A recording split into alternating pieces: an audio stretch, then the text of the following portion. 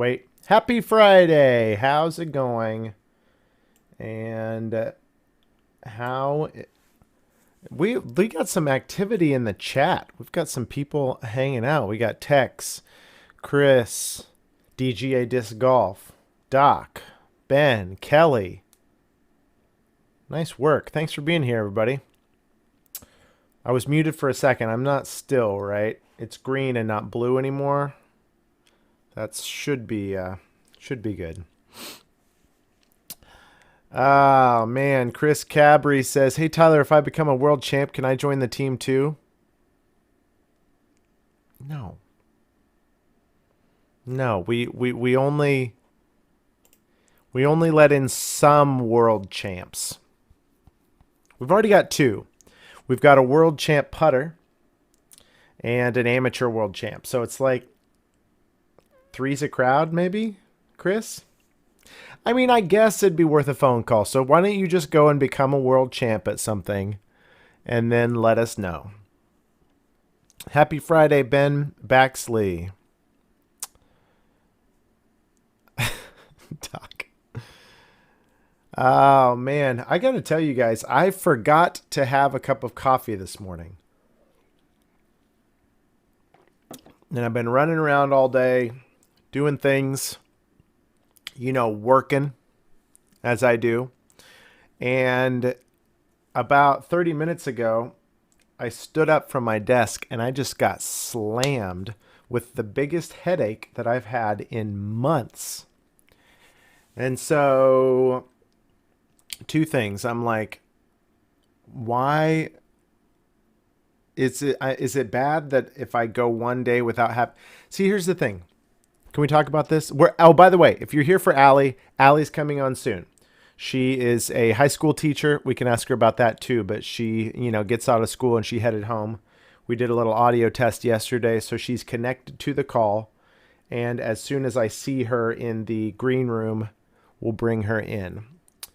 But until then, we're just going to talk about my headache. So, sorry. I was just wondering, I was like, I never have more than one cup of coffee. Like I have one cup of coffee in the morning, right? So to be like addicted to coffee, don't you have to be like a 4 or 5 cups sort of person? I was just thinking that this is a pretty big response to going like one day without one cup of coffee in the morning. I don't know. Maybe if you do something small for long enough, it becomes a big deal. Like putting practice. Did I have a cup of Jack and Coke to make up for it? No, I mean, it wasn't to make up for it. But yeah, of course. I mean, it's Friday, so 1 or 2 per day is totally normal. Yeah, okay. It's something else though. I slept wrong or something because it's pretty bad.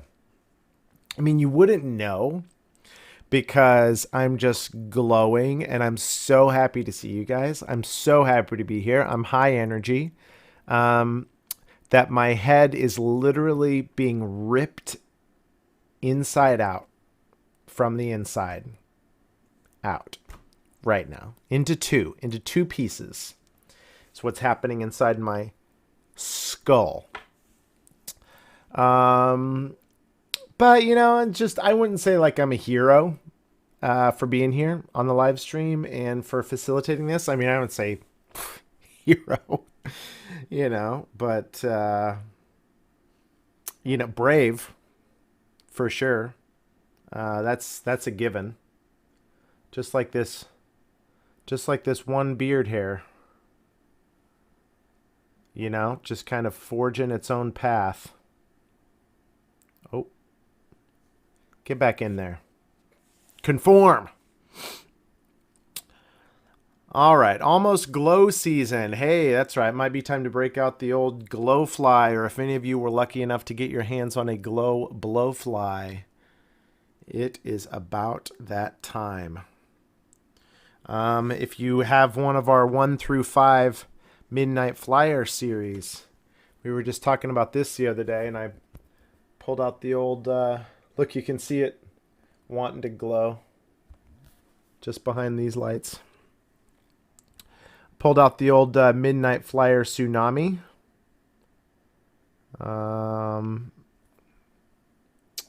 Having a chat with somebody about that.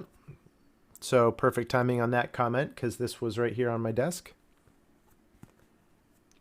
Heroes wear capes and villains. No, that's changing. We're rebranding heroes. A lot of them have beards now. All right. Well, until Allie gets here, because I am so stoked that Allie is part of our team. Maybe some of you saw the announcement. Oh, you know what? Darn it. Gosh, I wish we had a good marketing manager. That's what I should have done, is have the announcement video to play before she gets here. I'm going to do that. Guys, you're going to suffer through this just being awkward for a second or two because that's totally going to be worth it. In case any of you missed it, oh, this is going to actually be super easy. Wow. Man, am I good at my job. Hey, check this out, everybody.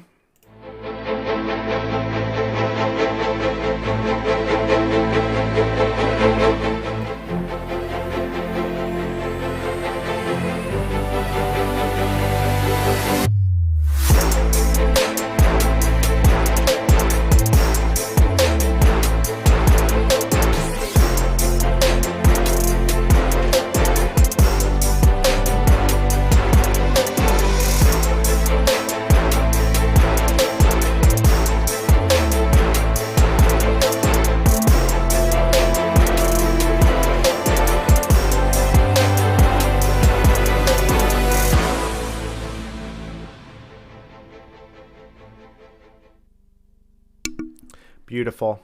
Okay, we'll show that again right before she comes on. It's kind of like her not like tee-off song. What would you call that? Like the walk-in music.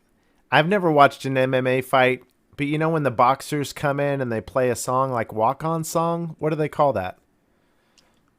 Her announcement, her intro, hype song. We'll play that again for her. But that dropped yesterday. We announced that Allie Smith is officially part of Team DGA. Super fun. And she's going to be chatting with us in a second. Until she gets here, we could chat about Matt Bell. Oh, actually, can I pull up the... Let's just pull up UDisc Live and see where he's at. Oh, my gosh. It is coming... You know what? This is going to be decided while we're chatting with Allie, I think. Let me see. Do I have a thing? I think I could do this. Yeah. This is looking pretty good. Hang on. Give me a second. Give me a second. I'm going to do this and then that and then this. All right, well, more or less, you can kind of see what's going on here. Matt Bell, right here. Oh, whoops. Hold up.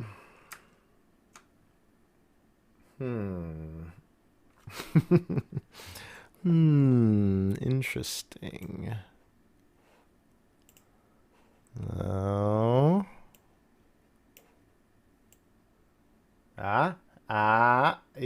Ooh. Easy. Yeah. Good. All right. So here is the current state. Hey, spoiler alert. By the way, spoiler alert. Hang on. Spoiler alert. I am about to switch to the live scores of the Disc Golf Pro Tour Championship. There, I think I handled that really well. Okay, well, coming down, this is the quarterfinals, so there'll be 2 more rounds after this, but obviously only the top 4 advance. And Matt, it looks like he's pretty far off the pace, but look, it's only 2 strokes. Ugh, he's parred so many holes in a row, and he's got 3 left to play. So it's still anybody's game. Man, he has made some putts today. 27, 38. I saw that 38-footer on the Disc Golf Network. 27, 27-27. He is making putts to stay in this thing. Come on, Matt. You got this, dude. I watched live through the first maybe 3 or 4 holes, and then I got busy doing some other things today. But it looked like he was throwing the disc well. What did I miss? What did I miss in the chat? Tex, when's the Shift Your Game boot camp officially launching? Yes, great question. It is still gonna happen, but obviously with shipping delays and supply issues, due to the pandemic, the availability of the mock shift training basket has been a little bit low. So definitely, the Shift Your Game boot camp is something that would be super fun to do, and I definitely would love to see some fans doing it. But in terms of me putting in, the time to make it like an official work campaign to promote that basket, it just doesn't make sense right now unless we can have 100,000 of them in a warehouse somewhere. Because when people see me start to putt on the mock shift, we are gonna fly through those babies. I did do the Shift Your Game session a couple days ago because it had been months, with the move and everything, getting it set back up. I hadn't done one of those, and I did one of those again. I was like, man, this is so valuable and fun. So thanks for reminding me about that. We definitely need to get back into that over the off season. Ben, I love your profile picture. That's fun. No, Doc, no. No. You are in trouble. No. No. Gosh dang it. Oh, man, you guys. That's pretty funny. Is that another 27? Okay, no, he had already made that one. I was like, did another 27-footer just come in from Matt Bell? I definitely will ask her that, Doc. I love that question. I remember having those conversations with Trevor when he was just starting onto the team, and Trevor Harbolt is one of our DGA team members who came from Discraft. And so I remember thinking it was pretty fascinating because he'd played for Discraft forever. And so now he comes over to DGA. So talking to him about what discs he was using in what slots and what shapes he was still looking for. And I remember at the beginning, he was like, yeah, how am I going to replace my crank or I can't remember what else. But lately, the last time that I talked to him, it had kind of swung the other way where he was like, DGA has more options than I even need, like there's plenty of options in our lineup. And so now the struggle he's been having, that was in his live video that he did, kind of an end of season live recap. And I remember thinking it was an interesting contrast between him at the beginning of the season, because he was like, DGA's got all the options. Now my biggest problem is trying to figure out how to decide, which ones to bag, because you can only have so many in your bag.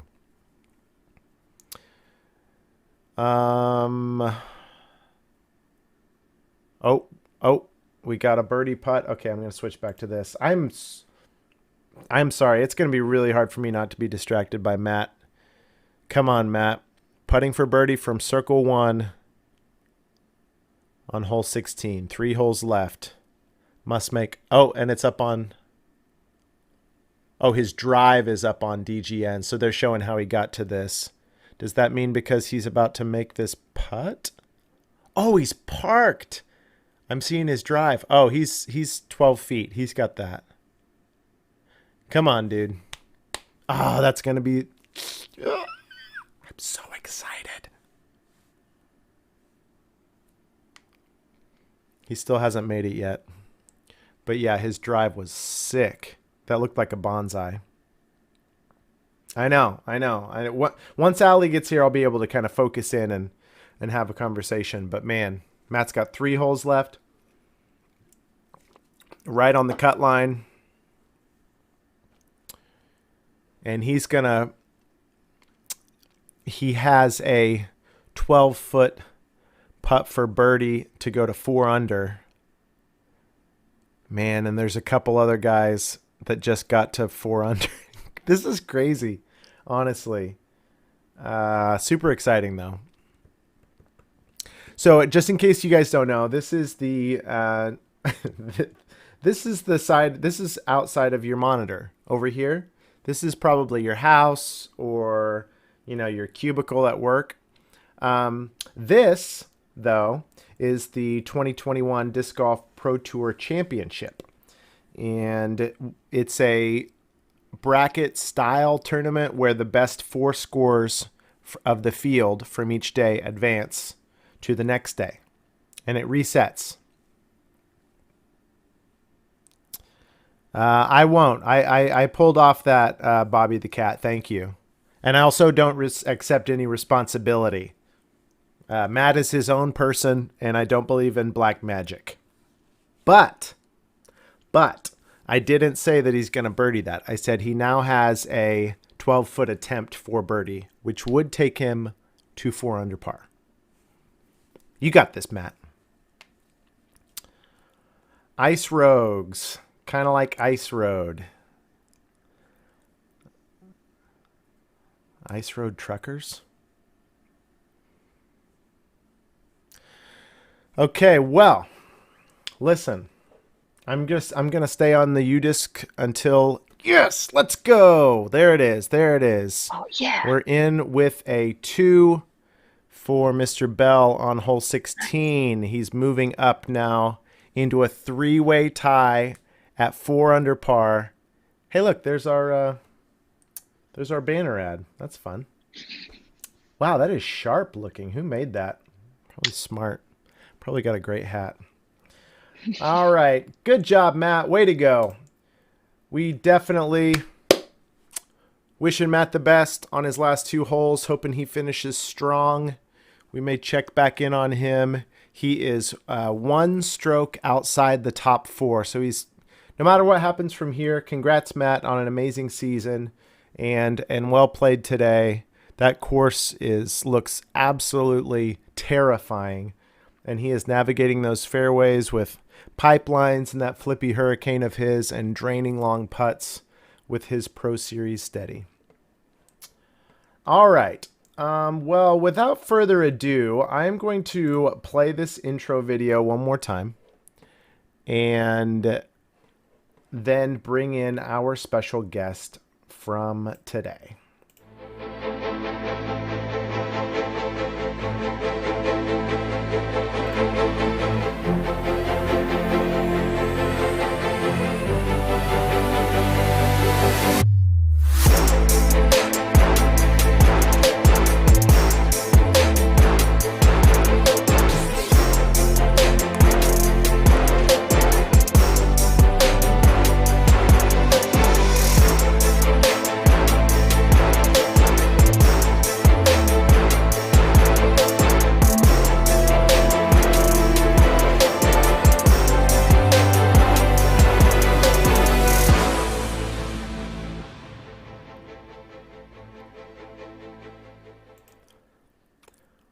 Allie Smith, welcome. Hello. Hi. Can we hear me all right? Can you guys hear Allie all right? I can hear you perfectly. Great. Awesome. Welcome. How was school? It was good. Got my professional development done. I'm ready for a good weekend. Are you playing disc golf this weekend? I'm going to a wedding. I'm sure I will get around in at some point, but Like in between the wedding and the reception, maybe? Just like jump. You're like, I just gotta jump out for a couple minutes, then I'll be right back. To bring the basket with me, maybe. Well, I've watched your hype video maybe more times than you have because I am so excited and I'm so hyped that you're on Team DGA. Congratulations to you. How do you feel? I'm honored. like I said, I've watched that video so many times. I've showed every single person I've come into contact with, all my students. I'm like, you want to see a cool video of me? They're like, yeah, is it actually going to be cool? And all of them think it's super cool. I'm honored. I'm so glad to be a part of Team DGA. I can't believe it's happening, but it's happening. You're the cool teacher, probably, though. I think that's different. I'm just picturing like any of my high school teachers walking up to me like, hey, you want to see a cool video? I just think, I'm like, no, Mr. Marsh, I don't. I got to No, get to right. lunch. Sorry. That's amazing. Well, we've got Mhm. a lot to talk about. Um, I kind of want to like hear your whole life story. All of it. Yeah, but I mean like specifically the disc golf parts. Right. And Okay. then what you're doing now, Mhm. your life with DGA after the first couple months here, and then where you want to head. So could we go back in time and just let you kind of introduce yourself to the Mhm. audience and kind of tell people about what your disc golf journey's been like? Absolutely. So I graduated high school, went to Missouri State University in Springfield, Missouri. Missouri, born and raised. And I played ultimate there, ultimate frisbee, about 5 years. Loved it. Was pretty successful at it for no coaches, my ability. And I graduated. I became a high school math teacher in Kansas City. Moved back here. Um, and stopped playing ultimate for about a year and a half, 2 years, but kind of longed to still throw the disc. And lo and behold, disc golf came into my life. I There's tons of courses in Kansas City, so that wasn't a problem. I just had never really thought about doing it before, and I started doing it.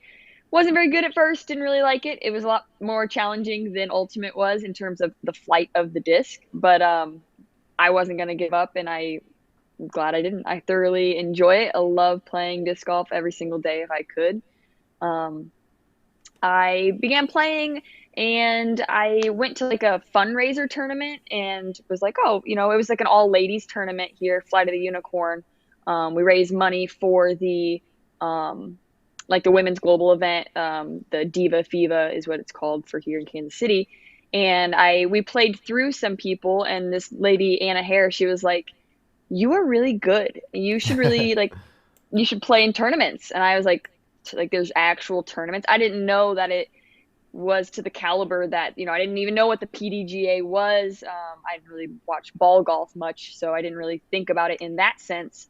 And I was like, well, I guess so. Like, how do I go about it? And she's like, oh, just sign up. I'm playing FA2, join in there. And So this I is played like my first 3 years ago, 2 years ago, 2019, a couple years October ago. 2019, right Oh, before COVID came so into wow, fruition. that's crazy. So like Yep. Or is it, almost yeah, exactly 2019. 2 years ago. Is it? Dude, I feel like it's only been a year, so maybe 2020. Could be 2020. Yeah, I know I've only been my first tournament was the Wide Open, Kansas City Wide Open, last year. I'm looking at my little trophy for it, 38th, and we just played the 39th. So it's only been a year of me competitively playing disc golf. Wow. Kind of worked my way up to FA1. Yeah, I'm loving it. I think I've played what 14 tournaments now this year. Yeah, and you've won 11 of them. 11 of them. Just in case you forgot, because I had to go double check your PDG. I was writing the write up for the video yesterday, and I Hmm. went to your page on the PDGA site, and 14 career events, 11 career victories. I'm like, that's outstanding. So Yeah, it's been a whirlwind. tell us about the whirlwind. Tell us Hmm. about the last year of competition. You've done so many things, obviously culminating. Well, maybe not even because you kind of continue. Things keep getting more and more exciting for you, but Hmm. you know this giant accomplishment of winning AM Worlds. What was the development like through this last year? Ooh, well, AM Worlds, I found out that AM Worlds was like an invite only kind of thing with when you play tournaments, you get points. You have to have a certain amount of points to gain an invitation to AM Worlds, and I didn't really know that. And so then when I was like, oh, well, I would love to play AM Worlds, and it was already filled up um, from the invitees because of COVID. So it was like a whole bunch of people, and I was like, well, man, I'm just gonna have to kind of move up to FPO because I was, I've got 11 wins of 14, so there wasn't really I needed to move up to gain some new competition. And I was like, but I kind of want to. I've only been in an amateur status for less than a year, but I was able to snag the last spot. There was Wow. one open spot, and we waited up until it was 11 p.m. our time, midnight for Florida, and I had all the information like pre-registered, pre-filled out. It turned to midnight, 11 p.m. I hit submit, and I got the first spot, the last spot available. No And I was like, way. well, I said, yeah, well, I'm going now. And I didn't even know if I could get off work. I just was like, I will get off work. I will do it, if, whatever it takes.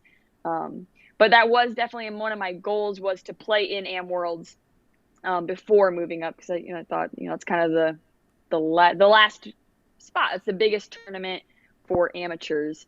And Okay. all the local ladies here were like, you need to go play AM Worlds and then move up to FPO. And so that was kind of the goal to do. So it really wasn't. I Please correct me if I'm wrong, because I don't want to put words in your mouth. But would you say it's accurate to say that you really didn't have the expectation to win like you probably hoped to, but really Am Worlds was more just kind of like I need to do this before. It was kind of a stepping stone to get to FPO more than like a That's exactly big right. goal or dream to like go and try and win Am Worlds. Absolutely. I had seen a lot of Am World, like, footage from the ladies, and usually it's kind of a big spread. Like I remember watching the Mondahanos and Christine Jennings, and I don't think it was Deanne Carey that year, but there was kind of like a larger spread between the first, second, and third place. Whereas, so I wasn't anticipating that to happen. I Hmm. definitely knew I had capabilities. I knew what my rating was. I knew what the other ladies' ratings were. But I did not go in there saying I'm gonna win. I went in there saying I'm gonna compete and I'm gonna play my best disc golf, and that ended up winning me the title, to winning AM Worlds. I stuck to my game plan. I practiced the courses. I knew my discs. I was really excited. That was really what it was. It was exciting to see really awesome women and how they play, because you grow from seeing other people's style, Yeah. and so it was a really awesome experience for me. Well, let's do this. I didn't tell you we were going to do this, by the way, but Okay. I have the final nine queued up, and I don't want to. We don't need to watch the whole thing. I am going to drop it in the chat though, because this is courtesy of the PDGA. This is Yeah. from the PDGA's YouTube channel and Fox Hill. Foxhill I think that was the. Productions. Yep. Yes, exactly. I don't even have. Let me see if I can put you onto here, and then that. Oh yes, look at this high tech. Wow. Look at So that. I don't even have like a certain spot. I was thinking like maybe the last couple holes. Like, what if I just kind of went to the last couple holes and have you kind of talk us through what you're thinking on those? That's hole 8. So yeah, this is good. Yeah, that's a great so yeah, there's that Here we is are. that throw. Yeah. That's me saying, I'm like, you're safe. I knew she was in. I didn't see it, but I was Okay, so I can very rewind. optimistic for Is her. that the lady that you're tied with? Oh no, Yes. she's she's one ahead of you. Right. I had no idea in the moment. Okay, let me When I rewind it to read, hers then. yeah. And that's So her. she's That up by one. This Correct. is her Julie. here. Yep. Julie. Hmm. Okay. Moens. Yes. Okay. Moens. Julie Moens. Okay. Believe she's from British Columbia. So here we go. All right, take it away. So she's up by one. I didn't know this in the moment. I knew she had birdied a few holes, and she had played this hole actually really well. And earlier in the day, she told me the line, and I was like, "Oh, I'm gonna throw that." And I said, I was like, "You're safe." She was really stressing out. She thought she went OB, was out of bounds on the left there. I was just being a very positive and optimistic. I thought good karma. I throw my shot to the right of that bush. I was like, yeah, par. That's all I wanted. That was my goal for the final nine. Shoot even par. If I won, I won. If I didn't win, I didn't win. So I made my shot. Chantel, I got to play with Chantel at the Throw Pink, which was awesome after meeting her at AM Worlds. No, She, Chantel was throwing DGA discs even before it was cool for FA1 amateur competitors to throw them. Chantel has a rift and a breaker that she rips on. I'm going to fast forward a little bit. Okay, here's Julie again. yep. So she was inbounds. She's very pinched off. She's got to make a pretty significant hyzer shot up and over the bush, which she's got it up high. It's trying to come in, but it just didn't have enough of the distance. It's in the circle. It's Yeah. probably 20-footer. Not Not knowing an what easy one. happened, I would say that was a great recovery because Yes, she's it was. given herself a 20-foot look at saving the par. Yep. Were you thinking give it a bid, or you thinking get it under the basket? Oh, I'm just putting it under the basket. That was Okay. my goal. I have a putter, just a little toss up, get it under the get it into the circle. Yeah, I mean, it just should have been a Perfect. pretty, yep, chipped up. Here's my stress-free three. Again, I don't think I knew I was losing. Sure, I knew she had 2 birdies and hadn't bogeyed yet. Okay. And I think I only had a 1 or 2 stroke, a 1-stroke lead coming into the final 9. Okay. Oof. And just, yeah, I mean, it looked Just good short. on the height. It just, yeah, I just nubbed it right on the basket. And so she's going to take a bogey there, and we're going into hole 9, the last hole, tied up. And So tell me everything you can remember, because I mean, like from the walk from hole 8's basket, when did you become aware of the score? Right now. So Okay. I tap in, and Chantel is gonna tap in. Yep, you can see me kind of turning to walk in front of the basket. Chantel and I are kind of walking, and I said, "Oh no, we're tied now." Like that's when I said, "Oh, the stress. This is happening." But Yeah. luckily, hole 9 in the round earlier in the day, I had parred it, and Okay. Julie had bogeyed it. I Okay. knew Julie had not performed well on this hole. I said, well, just need to do what I've been doing, throw my driver, put an upshot, and putt it in for 3. That was my goal. And I said, just do it. And I knew I had to go before her. I knew so. So hole 9, is there any out of bounds trouble, or is it mainly you're just trying to miss these first trees here at the beginning? Missing the trees, there might be out of bounds would have been the sidewalk, which is like 30, 40 feet past the basket. None of us Okay. were really in danger of going out of bounds there. Okay. But really, Okay. yeah, some pretty mature trees. Really, the one kind of in front of you is the one you got to miss. Is it a tough birdie hole? Is this uphill like a birdie would be getting strokes on the field? Or basically, I'm asking, is this basically a par hole, or is this like you're thinking I need to get it inside the circle and try and birdie for the win here? No, I was playing for the par. Like I had known she had bogeyed it, and I knew now after me getting a par and her bogey on the last hole that at a minimum, if I get a par, we're probably going to a playoff.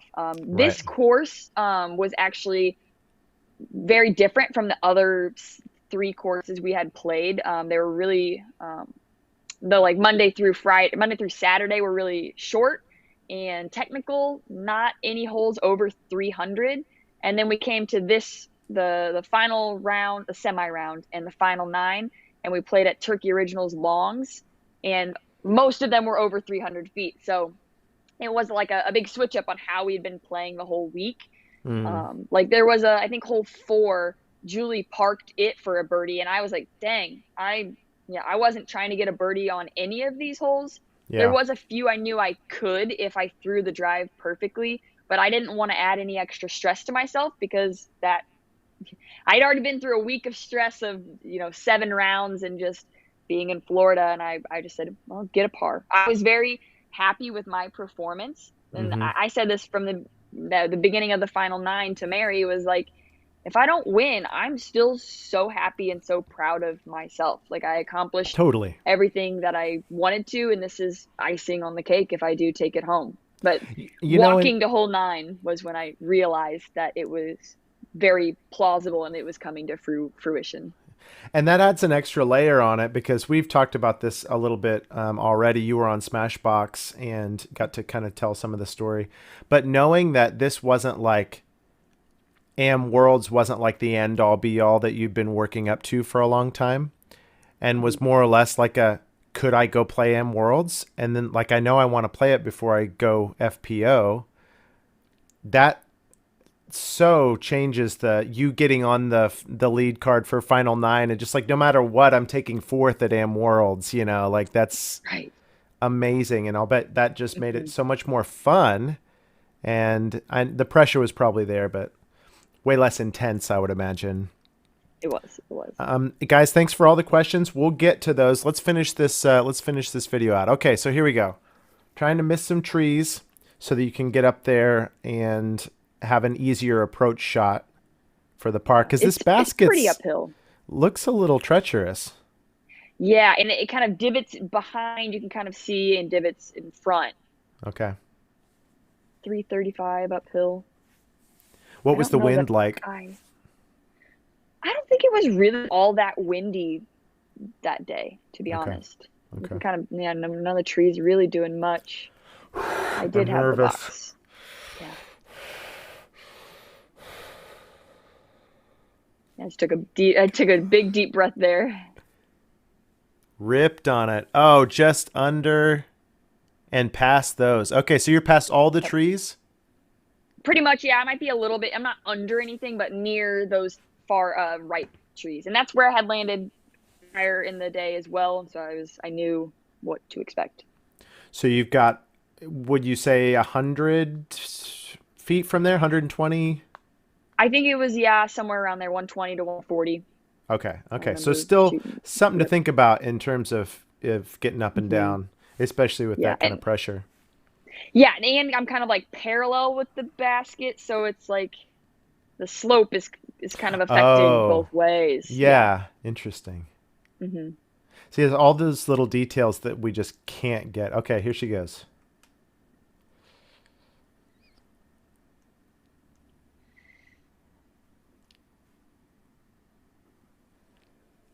And just a Oh little early. Hmm. no. Man, Yeah, she's got a great amount of power though.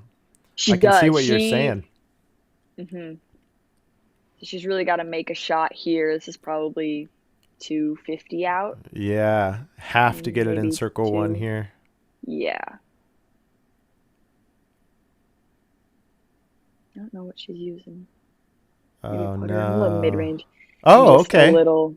I was It fought through. Yeah, it Yeah. glided more than I thought it would. So she's at least got a circle two, Mhm. maybe. Yeah, I'd say it's probably in between, yeah, circle 1 and circle 2. Okay. We're And the watching this three of because us are. I think this is Chantel's breaker, so we're gonna let that play out. Yep.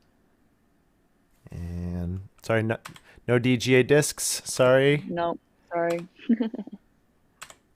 Okay. All right. What are you thinking? Let me pause. Let me pause. What's going on? It looks like I have a putter. I definitely have a putter in my hand. Mm-hmm. Um, I'm going between in Where's my the mind of basket? do I throw a backhand or do I throw a forehand? And Okay. forehand for me is generally what I want to go for because it's my bread and butter.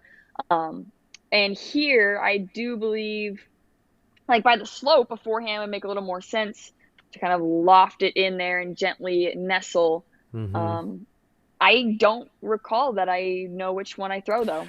But are you saying a forehand to match the slope? You're saying a forehand on an anhyzer to get it to kind of slope in and sit down. You're not talking about a spike anhyzer into the hill. You're Right, no, I don't talking want to about spike into the hill, just yeah. kind of so it'll nestle in. Mm-hmm. Mm-hmm. I feel like I end up throwing just a backhand here. Okay. I don't All right. remember. We'll find out. But Let's find I out. know I'm like, well, I gotta get it close because it's an elevated basket. Ah, it's Yep. forehand. Yeah. It is forehand. With it being a putter, it's a little easier for me. Like I don't spike a putter too much, Mm-hmm. It's gonna come so out it wasn't. flat. either Well, you way. could see some wind though on that Yeah, little flat. It looks like a dollar bill. So great shot. yeah, not a great angle of the camera necessarily, so it's kind of hard. Okay. I am still down the hill. Okay. Okay. So what after you threw that, were you like, or were I you like, awesome? Okay, I hang thought on. We're more gonna. awesome because Okay. I knew where Julie was at, but Mm-hmm. Is I that definitely you? started to. This is you right here. Yes, yep, Okay. that's me. So you're Um, tied, but you're just right here, and she's right here. she's yeah for her both of our pars, right? Yeah. Okay. But I do start to like sing a song in my head here because I don't want to think about the fact that, oh, maybe you are a little bit too far out and maybe this will go to, I don't want to think about all those things. So I just start to sing a song in my head and walk, and see what's going to play out and Oh, not stress over it. beautiful for what was the song? Do you remember? It was Katy Perry, Swish Swish. I Another got one in the the eye basket. of the Yeah, tiger. Was close. that it? No? No, Okay. not quite. But I mean, you got the key, right on key. All right, come on, Julie. Let's push this thing to a playoff. What a Yeah, that would tough have been putt. sick. But obviously she's running. Yeah. I mean, there's no reason to Yeah. leave this short, so she's giving it a bid. She had the Yep. height. It Got it just, high enough. yeah. Okay, so now you're watching everybody else putt. What's going through your head here? Um, The well, song they still? actually show it out of, so Chelsea putts and then I putt.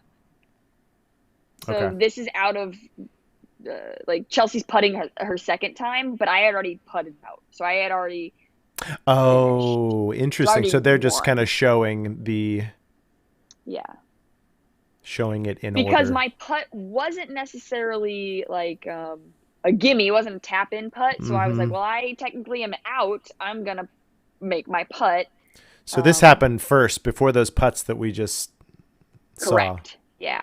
Yep. Okay, so oh gosh, It is so much fun. Allie, It's you're tall. I mean, right. and like this basket is making you look like you're like 18 inches tall. It's This is a so good uphill. perspective here. The Yeah. one where it's behind me doesn't look so far away, but yeah, it's still a putt. And Julie actually shakes my hand right before I putt, and she says, No, no, she did not. she did. That's She said, congratulations, you got it. amazing. And I said, oh, Julie, I didn't make anything yet. Like, this is still a scary putt. Oh, she was So, icing you, man. She was playing. She was playing the game. It was like, hey, way to go. There's no way in the world that anyone could miss this putt ever. It's an right. absolute tap in. You're like, what? Yeah. That's amazing. All right, let's see how it plays out for the win. For the win. Just Right perfect. in. Yeah, it was. Oh, You, I'm crying there. what do you feel? I'm gonna watch it again because I think just technically too, you see a lot of people just try and ram those uphill putts, especially that uphill, just like Mhm. ram it up and into the chains, Up and and in. those Yeah. can come back up. But you actually still were able to put some touch on it and just get it up and over, and that thing's never coming out the way No. that you putted it. Hmm. Yeah. Wow. It was so cool. I mean, after my upshot, it was really hard for me to not just kind of cry anyway, because I kind of, I mean, I knew I'd thrown a good shot. I had played a really great back nine, or I Yeah. guess front nine, final nine. Um, just everyone who was contacting me, everyone back here in Kansas City, all of the Kansas City disc golf crew, my parents, my family, friends, everyone just contacting me was just going through my mind. And like even right now, I'm just like choked up by the awe of it and just how awesome it was. Yeah. See, yeah, there. That's absolutely amazing. Well, I am so excited that we got to relive that. That Me is an too. amazing accomplishment. You should watch that video every couple days. I feel like I just watch it pretty often. just to remember what you did there. Hmm. Well done. Thank you. From there, that's been now like 2 months or That was the early August, Oh, so September. maybe So not yeah, even. Maybe. not Okay. even, or Early two. August. Yeah, two and some change. So from there, what was it like going from that to now Mhm. competing in FPO? You've had a couple big events, Yep. and obviously, then yesterday we announced your sponsorship, Mhm. and you've switched. You were kind of open bag, but I mean, you had really discs from like two companies before. Yeah, So pretty much. I'll let you just kind of take us through what those first couple FPO events were like, and then I want to end by talking about how you're liking the new discs and where you're going from here. Sure. So I played, let's see, Heritage Hills. I can't even remember what month that would have been. That was before AM Worlds. I played in the FPO division for that, and I did win. It was a very close battle with Kim and Nova, two MVP sponsored ladies here in Kansas City. Great. I love playing against them. They really pushed me to be a better athlete. I won that and I denied cash so I could keep that amateur status, so I could go to AM Worlds. And then after AM Worlds, I played the Kansas City Wide Open against, there was four ladies in that. I had a rough showing in round one. We had some outrageous wind that I hadn't practiced like at all. And Yes, I remember that. after, yeah, Yeah. it was extremely windy. And just Mm-hmm. Kansas City, we didn't have really any wind the last like 2 weeks before that. Um, and I had just decided, I was like, well, I'm just gonna go ahead and switch my bag over completely. Like, I knew that I had been talking with you guys and I knew what my intentions were. So I said, well, why, just switch. You know how to throw discs. Sure, you may not perform as you would have with your old discs because you knew that, I'd thrown them for X amount of years and time, but I knew my ability and I knew that if I could just be confident and trust my discs that I would be successful, or at least, working towards successful. So round one with never really throwing DGA discs in the wind and barely throwing them to begin with. That was tricky, learned some things. But I was able to battle back the next 2 days and I got third place by like 2 strokes. So Yeah. it was like an 11 stroke difference to a 2 stroke difference. It really Yeah. made a lot of ground up. So I was very proud. Sometimes it is hard when, I did have 10 wins out of 11 events. It's hard to sometimes remember that even though it's a loss, you have to look more into those numbers and look at Yeah. like what is the margin. And so things like that, I remind myself that like, you lost, that's okay, but look what you actually accomplished. And so even further pushing that kind of feeling, because that's, no one likes to lose or be maybe bad at things, not bad, but perform not to your standards. I went to the Throw Pink, which is USDGC for the ladies. It was the inaugural year. We got to play Winthrop Gold. The course is beautiful. I actually took a video of myself and was like, I'd be lying if I wasn't emotional. I was just like walking the course for the first time ever in the morning, just like the air of it. It's just something I can't really explain. Like Hmm. I was Wow. crying just by being no one was even around me, just me by Yeah. myself. It was just That's awesome. an awesome atmosphere. And then to play in that tournament, it was a Wednesday through Saturday. 39, it was 40 of us, 39 of the best women in the world.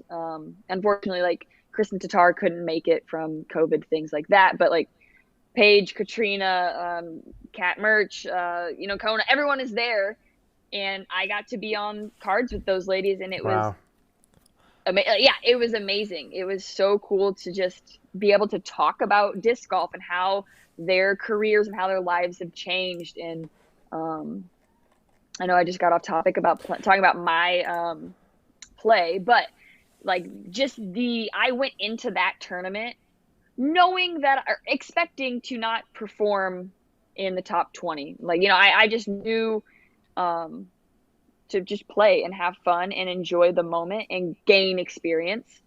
So I did finish on the bottom, but again, it's looking at, you can't look at it as a whole. You got to look at individual things. And so like the final round, my front nine, I think I shot even par, but then I shot a 10 on hole 10. You can't really recover from shooting a 10.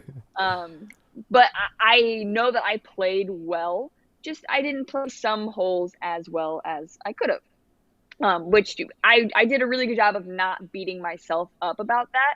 Mm-hmm. Because that's just hard to do. I'm very competitive and I like to compete and play well. But I lost some discs that I was very sad about, but at least I hadn't had them in my bag forever. So I'm excited to, get some more DGA discs and wear them in and get to practicing with them. I know that I'm going to be so successful in the near future. It just takes time with these discs and finding the ones that fit right. And luckily, I love how all of my discs feel in my hand. Like Yeah. sometimes you pick up a disc and you're like, yeah, I don't like this. The rim is too wide, or the depth isn't deep enough. I've really found, like, we were talking the other day, like switching over to the steady was the easiest thing that I could have done. Round one of the throw pink, I shot 100% from inside the circle, and I didn't have That's just because crazy. it's C1X, not even, Yeah. that Right. excludes your tap ins. I had three 28 footers that I just, banged in. Like this steady has given me so much confidence, and that is only going to carry over into throwing mid ranges and fairways, the pipeline, like the pipeline Right. and rift. Like I could throw those three discs, the steady, the pipeline, and the rift, and feel fine with my game for pretty much right now. Like, Absolutely. Now, hang on, yeah, because I want to talk to you more. I want to talk disc stuff, and we're going to nerd out yep, about that in a second. But let's stay on because I want to add a note on the Throw Pink USWDGC really fast, and then I want to jump into a couple questions because I've been completely. I could talk to you for hours. I've been completely neglecting the chat, but I want to add the note of like I don't your attitude coming out of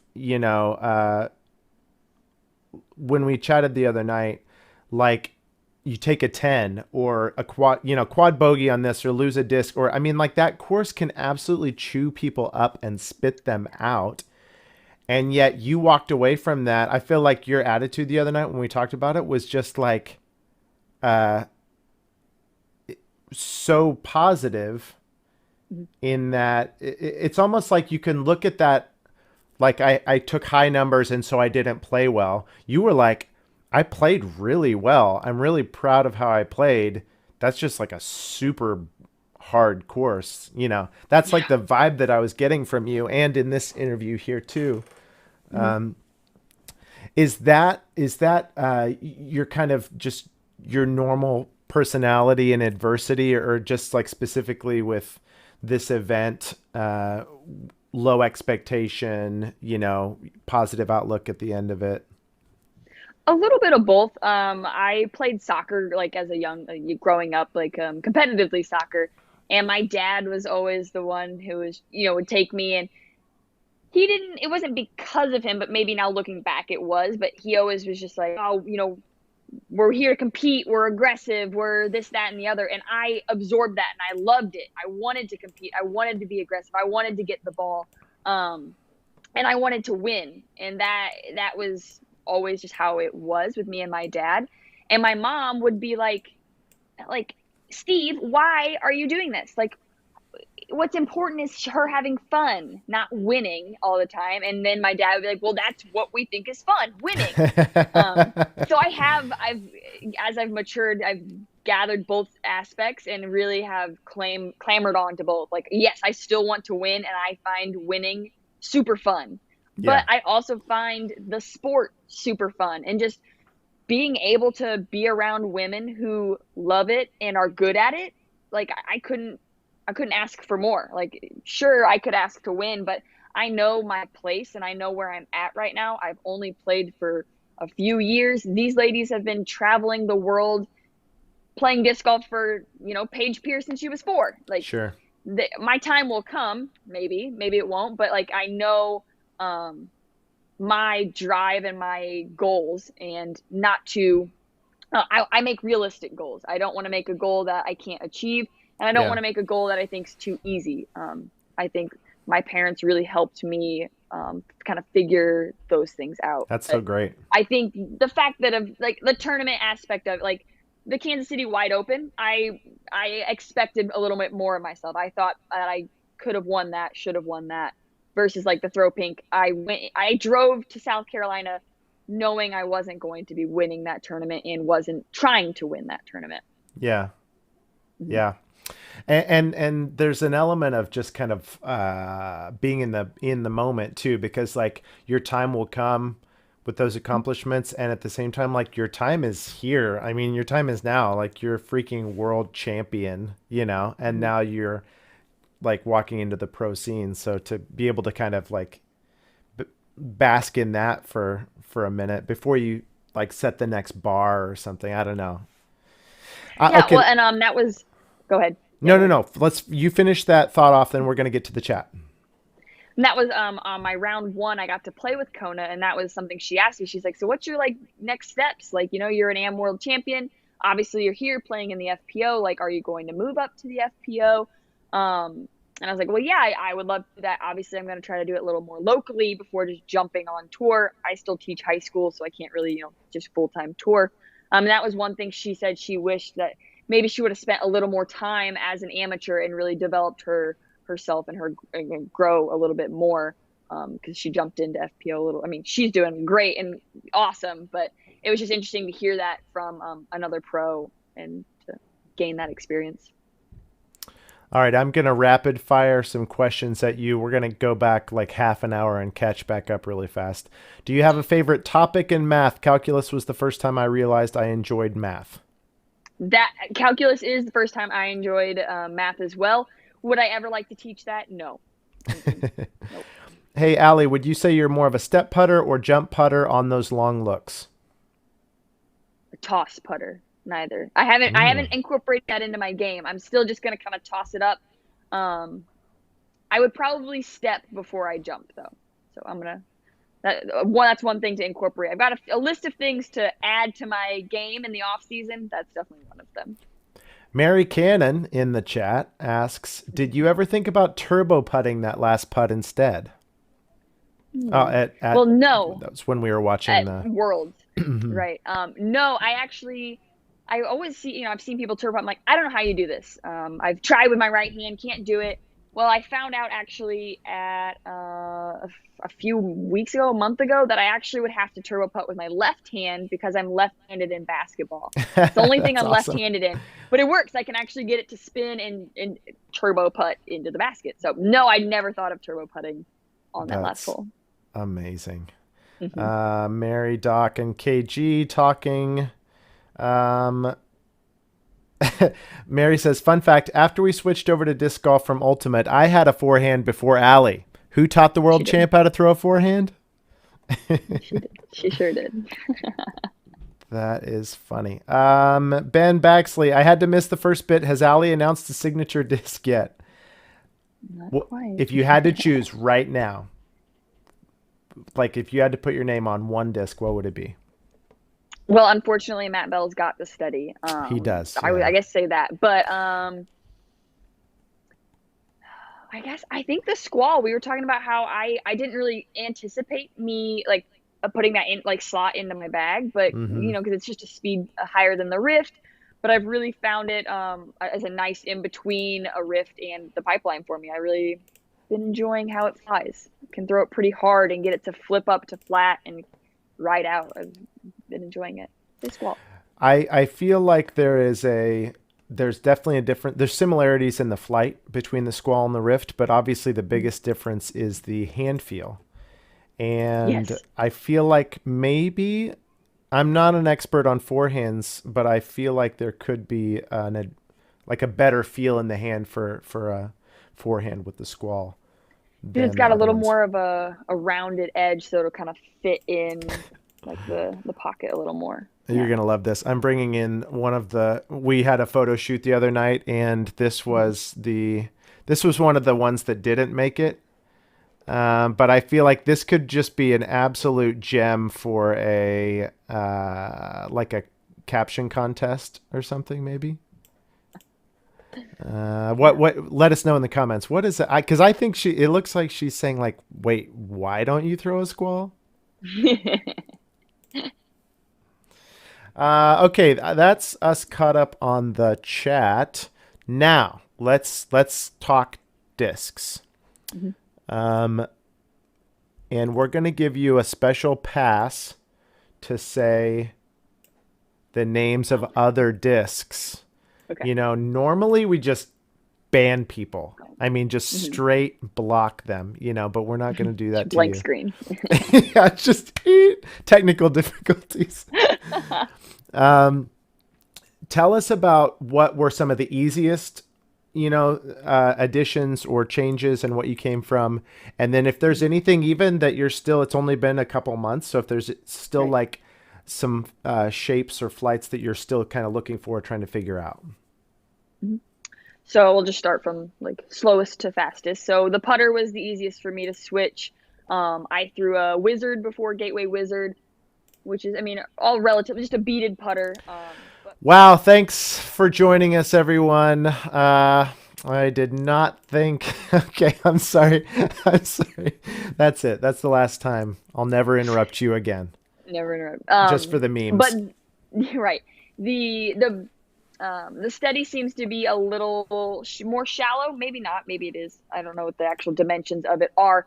Um, but it fits in my hand very nicely, and I love the Matt Bell's explicitly because it doesn't have a stamp on top. I don't know how many times when I've been putting and it reflects off and it's right into my eyes. It's Yeah, like, well, now I have to completely reset my putt and figure that out. yeah, And another thing is with um, the wizard, they have on the bottom they stamp like it's not stamped, it's like the embossed. mold.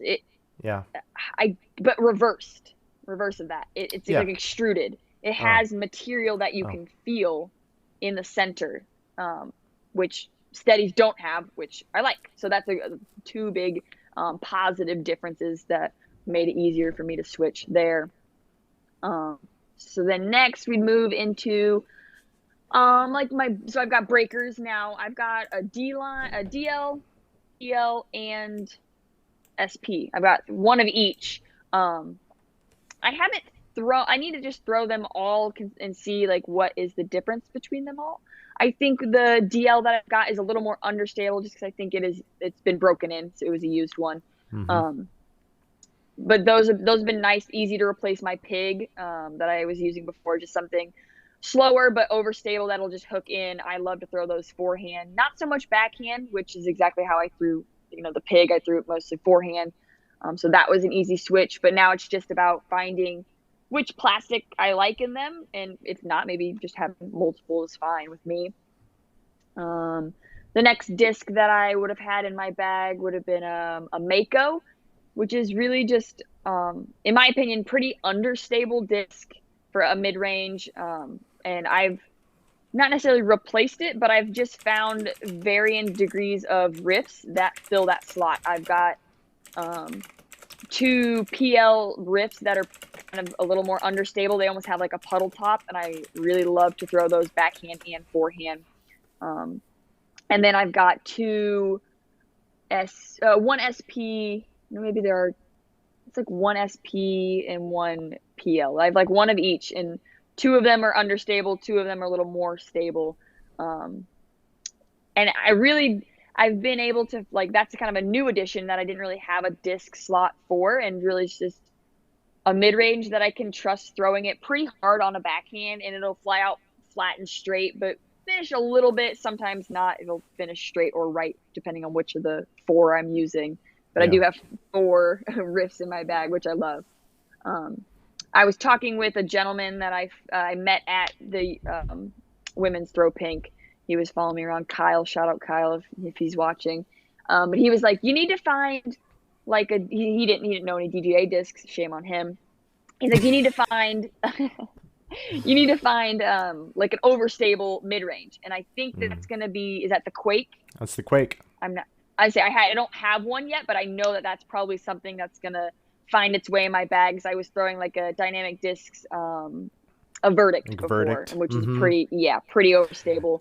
And Um, we've got different plastics that kind of go right on either side of the verdict too, depending on, which one you like. So a lot of people will bag the baseline and a premium quake because they have just a little bit of a Slightly different. diverging Hmm. path. So I could definitely see you like laying into some forehands with the quake. I think you'd love Right, that. and that's exactly what I would think as well. So that'll probably find its way in there.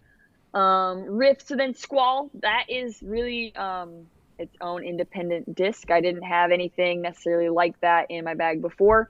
Um, and that's just been nice for like the beach hole, Florida. On Hmm. if you're anyone's familiar with Winthrop, I was just throwing that, getting me right to the beach. It wasn't quite getting me all the way into the beach, but it's getting me the distance that I can trust.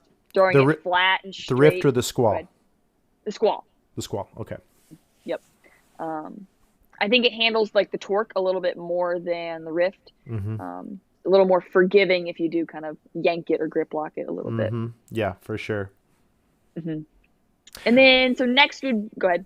Are there, Like you well, were going to do something. I was gonna ask, are there flights or shapes or stabilities where you're still like, do we have anything in this area? Because let us help you too. I've been here for a couple years, but I'm still even learning. Somebody's like, the second run pipeline, or do you have the third run torrent, or a first flight quake? Like there's all sorts of local wizards with this stuff.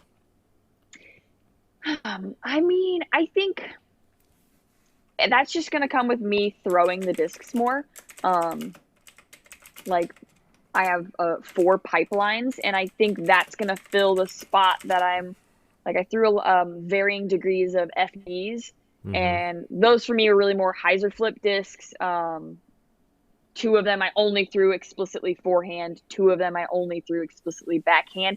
And I'm finding myself doing that same thing with the pipeline. And maybe that's just my style of I want one mold, but I want it in varying degrees of stabilities Yeah, just by throwing them, that makes more or sense. less. Mhm.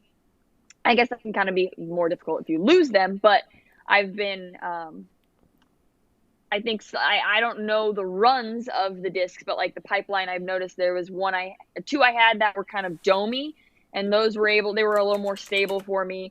Um, and then I've got two that are more flat. I like more flat in my hand for a forehand. Yeah. Um, I threw the pipeline on hole 17 at Winthrop Hmm. every round.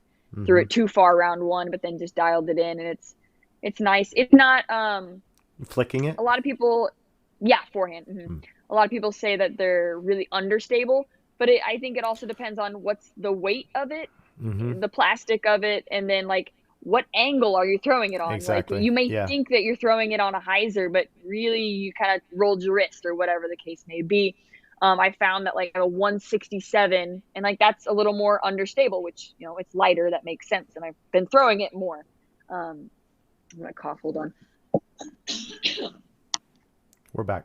Hopefully that wasn't too loud. I'm sorry if it Nope. was. Nope. You're good. Um, so I don't think, and really myself, like getting into the game and knowing like what a hyzer flip is. I didn't know what that was a year ago, Oh or yeah, you've you know, played for like a right? year. Yeah. I mean, you Yeah, played for a few years, but really competitively for like a year. right. And so learning those things, you don't. I mean, I can look on Reddit and I can watch YouTube videos and stuff like that, but really seeing somebody throw a hyzer flip and really understanding how you do that is been helpful for me. But I don't think that I'm necessarily missing any um, shot shape. Perhaps I think the only. Go ahead. You gonna say something? Well, just as a general note, playing with you a couple rounds over the last couple months, you are definitely. I mean, one of DGA's slogans of "simplify your game." I mean, it seems like you're kind of ready made for that sort of philosophy because you only care. I mean, am I right in saying like 12 discs Yeah. I mean, yes, ish? definitely. Yeah. I mean, because I was just an amateur, just kind of threw what I had, and I was like, well, I don't really need to carry a bunch of extra stuff when really I might carry 12, but I probably only throw four. Like, Yeah, you're like, no, the 12 discs is my tournament bag where I've got like just in case I need those, but a casual round is like an. yes, and even at Winthrop, like I threw. yeah, probably 6 discs before I like lost them. Like Yeah, right. I was just, just like, oh, this is another forehand. Gonna use this pipeline that I've been using, just relying on it. I've got a couple people asking about the undertow in the chat, and then I wanted to ask about the bonsai. What's your reactions or relationship with those so far? So bonsai, I've only got one of them. It's a little more domey, and something about this is some a new terminology. The wing of a disc, I didn't know what that like was. I think the bonsai has a little bit more of like an angle to it. I Mm, don't necessarily like how it feels in my forehand. It kind okay, of rubs that pocket a little weird, but I love it in the backhand. It's a little domey. It's a touch. I don't know if it's a touch faster, but it is a little more for me. The one I have is a little more stable than the pipelines I have, so correct. I can Yeah, really trust throwing that on a backhand and it coming going out straight and fading left for me. 300 feet. That yep. was my drop zone disc. I was using a lot there. So I've only got, like I said, only got one, so I haven't been throwing it a lot, but it is. Um, I'm aware of it, and so I guess it's more of like a utility for me right now, but Okay, until I gotcha. get some more practice there. The undertow I've got, I think I have a first flight, and I have a. Trying to look over at it. You have an I think it's SP. That yellow one's an SP. okay, and the yellow one's an SP. Um, Pretty understable for me. I've been trying to. That's the last part. That's the one I kind of don't have switched over. I mean, I have switched over, but I haven't found that fills it completely. I was throwing like a really lightweight wraith, and I was able to really control that disc, and I was really comfortable with it. So I haven't really found necessarily a driver that I have like. But at the same time, so, and this is what I'm also finding out is like I can throw a pipeline 300, 350 feet. So like I'm Yeah. not going to get a driver to at this moment to 400, 450. So why throw something that's going to have a wider rim and maybe potential for an error if I can just throw a fairway driver? Can you say all of that again? And can you guys watching just like pay freaking attention? Okay. Because this is huge. That is such a big tip for people who are just starting out. Like, you don't need to throw the fastest speed disc to get the most distance. And in trying to do that, a lot of times you sacrifice control. Absolutely. Yeah. And that's one with the Rift and the Squall. I've been throwing those off the tee. I would have never thrown my Mako off a tee. It doesn't carry the torque. It can't resist the Right. torque that you put on it. Like I can throw a mid range now, 300 feet off the tee, and I never would have thought I was able to do that. Yeah. So I've gained a lot of confidence from that. Definitely. The pipeline has been kind of the disc for me right now. So I'm trying to Hmm. still figure out the drivers. I guess I didn't even talk about the sail. The sail has Hmm. been the one of the easier drivers to just put into my bag. But I've found it a lot more use in my forehand. Mm. Like the 155 to 160 class, little pop top. I think it's the PL. Hmm. Yeah, I think it's a PL. Um, I can rip it on a hyzer and expect it to flip up flat, even turn a little bit and get a full flex out of it. Like I've thrown that disc on, just a flat ground 400 feet. Like I can throw that thing so far. And I'm trying to figure it out with the backhand. I think I'll be able to as well. Um, I thought I would have needed like a lot more hyzer with my backhand, but I haven't needed so much hyzer. I can release it flat and get it to fly. Okay, let's park here for a second because that's fascinating. So many people are like, okay, sail, flippy, roller disc. They would assume Right. it's like a beginner backhand, but an advanced forehand, the sail's not the disc for that. I've been on kind of a journey myself over the last 3 months or so where I'm like, the sail is anybody can throw the sail and it is not a paper plate. I mean, it is like you can mash on it, and if you get that initial turn right, it just does work. I mean, it And it glides. moves and glides Yeah. forever. But it's Hmm. interesting that most people start into the sail like backhand. Most, like Hmm. typical backhand dominant folks would be like, Right. it's a great backhand learner disc. Flicking it's a little harder because, trying to control the angle. So, but you're mainly throwing it forehand. Yeah. I am. You have a Yeah, lot of I touch with that too. mhm. And I think for me throwing a hyzer forehand is not that difficult, and that's difficult for a lot of people. It's an Yeah. unnatural feeling. It almost feels like you have to kind of like break. You have to like Mm, figure out how to get on the camera. You gotta break your wrist a little bit for it to actually get the hyzer angle. Whereas most people can throw an overstable disc on on an anhyzer, you're just coming across your body. right. That's pretty simple to do, and then release like you would a baseball or anything. So throwing a hyzer is kind of difficult for a forehand. So yeah, throwing a sail would be very difficult if you're going to try and throw that on a forehand and hyzer. It's just going to roll. Yeah. Yeah. But weight also comes into play there. It's like if you're throwing a 175 sail, I think that's going to fly a lot different than a Yeah. 155 sail. Kelly says, when we were talking about the pipelines, Kelly says 350. I'm going to go crawl back over here now. Doc says, it's okay, Kelly. On a She's a good day. pro and we're just awesome AMs. So it's okay. You are. You are. I'm still an awesome AM technically. I have not accepted cash. So, Ah, loophole. guess So you yeah. could play and win AM Worlds again in I could as 2022 of if now. you wanted. Sure. You might not have any friends after that, but I mean, you could. Right. Well, Ben and wants, Pro Worlds is here. Pro Worlds is in yes, Emporia next year. yes, that's going to be so fun. Ben wants to Yeah. remind us about rogues. Do you have a rogue? I do. I've got a clear one. I guess that would be SP, SP. little domey. And That's then the I think I 2019 have run. oh, okay. And then I have a second one, but I think it's a pink one, bright pink. I'm gonna grab it. I'm Yes, gonna go look. we are just getting in more rogues. So those came in. We are going to get those up on the site and out to all of y'all. They have the new updated stock artwork, and I am very excited about those. Let's see this one. Yeah, that is. Oh yeah, that's not the one I was thinking of, but yes. And then the pink one. Okay, yeah, They're yeah. Those are significantly older different. runs. Mm-hmm. One is really domey. One, I guess they're kind of. This one almost. I I don't haven't know. I like inquired. throwing them. We just restocked rogues, so you and me will probably be in this coming into the off season here now. We might be throwing some rogues around, maybe highlighting those sometime soon. But I What's the haven't speed? Like, inquired what's the about speed on the them? stability. Somebody correct me if I'm wrong. Is the rogue a speed 12? I'm not actually great at my job, Allie. Don't ask me any Sorry for technical reminding you. information.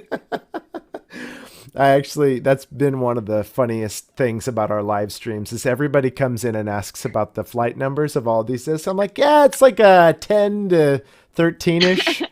Yeah, it's right around in there. The Rogue was our distance driver, for years and years before we had the Tempest and the Torrent and even before the Hurricane, definitely before the Hypercane. It was like the fastest driver that we Oh, okay. had. And it was one of the fastest drivers around. So now it's funny Hmm. that kind of some people even think it's like it's not a fairway driver, but I mean some people are like, "Oh yeah, it's a good control sort of driver." Yeah, Yeah. and like it's definitely not what it was. All right, Kelly Listen, would that's know. what I've found Kelly it says just 11. overstable. It's a Okay. speed Yeah. 11. Yeah. I've just found it as like a throw it flat. It's gonna finish left for me disc. Mm-hmm. Where from Has that. Ali done any practice with different weighted discs, i.e., 158 versus 178? I like mid ranges, not so much. I think those are gonna be for me most max weight 175 to the 180. I guess some of those can be. But yeah, I really try to vary those ranges on the drivers because that gives me a lot of confidence in like when you can feel the difference of throwing a 150 disc as hard as you can and then throwing a 175 as hard as you can. Like Right. you just feel like the 150 is going somewhere. It's Right. moving. Yeah. You're throwing it a lot faster. So that's definitely, I do look for specific, not with like my sail, I'm fine with anything between like a 155 to 160. I can even go a little bit, but I don't want a max weight sail because You're definitely I'm not gonna throw it as well. leaning, lighter weights in every Yeah, category, or if mainly possible. just your drivers? Mainly just drivers. Like even like even my pipeline, I wouldn't want to go anything lower than 165. I think, Yeah. for me. Putters, are you max weight Pro Series steadies, or are you the lighter ones up there too? I think the ones I've got right now are like the 170 to 172, but I've got one that's like a 164 or something, really light. And I've actually found like the step putt, jump putt question is like I Mm-hmm. actually with the 160 something I can use my same putting form further away and it's gonna make it there because it is lighter. Okay. Obviously with the wind variations, I don't necessarily always putt with it, but it is nice to have in the bag. Okay. Well, I am so excited about this off season. Obviously, you're here in Kansas City. I'm in Kansas City. We're going to get together and make some videos. So you guys are definitely going to be seeing more of Allie and her play style. We'll get out and do some round coverage, or if you do some local events, maybe I could follow you around and Yeah, I'm keeping my eyes open for them. get some footage. The last event I want to ask you about is beating me the other day, because we filmed some stuff for your hype video and then we played 3 holes straight up, and you did just narrowly squeak out like a 5-stroke victory on those three It was holes. close. Yeah, it was really close. So how does that Really close. rank? Just like with the 11 out of 14 PDGA wins, the 2021 AM World win, like where would Mhm. you Rank that? rank that? Yeah, on Hmm. your win sheet. Well, I mean, Tyler Rickley. I mean, that's just, That is who my I know, disc name. golf comedian. Disc golf So comedian. it's up there. It's up there in the 1-2 spot with Yeah. winning AM Worlds. Yeah. I think AM Worlds has to take the shotgun, takes second place there. Just kind of as a matter of like ceremony. I mean, really more than anything, because you wouldn't want to offend like the PDGA, throw pink, all those institutions, they do such great Hmm. work. So kind of an honorary title. You have to put them in number one, but I think Yeah. like I'm reading between the lines. I get you. Yeah. Allie, thank you for your time. You want to Thank you. sign us off, say goodbye to the fans, and then we're going to start our weekend. Well, bye, DGA fam, DGA holes. I'm glad to be a part of it. Jokes uh, for the weekend. there are like 3 people that you just made insanely happy by referencing that, and nobody Awesome else fans. understands what that means. No, that's But okay. we should bring it mainstream. Let's try. We can. I think we can. Allie, thank you for your time. Thank you. Congrats again on being Team DGA. I'm so looking forward to hanging out with you and making some disc golf content coming up. I'm super excited and I can't wait. Thank you. All right. See you soon. Bye. All right. That was Allie Smith, recent Team DGA edition and your 2021 Amateur World Champion. I am none of those things, but I was super happy to get to hang out with Allie and all of you. We have some great fans. I love you guys. You're making me laugh and making each other laugh in the comments the whole time. Happy weekend, everyone. I'm going to start mine now, and maybe, I don't know if disc golf is in my future for this weekend. We've got some family over. Definitely some disc golf at the Brickyard, our backyard 9-hole course here, but I don't know about any like real disc golf. Stay excited about Rogues. We have some new hoodies coming. We have the new Traverse bag that we don't have a launch date for that yet, but that is coming. And actually, you can see that in Allie's hype video. If you go check that out on our YouTube channel, you can see that bag featured in several of those shots. That's one of the 3 versions of the Traverse bag that we are going to have in. And yeah, so lots of other stuff up on discgolf.com. Thanks for hanging out. Get out there this weekend. Throw some DGA discs at DGA baskets if you can. Peace out. Signing off.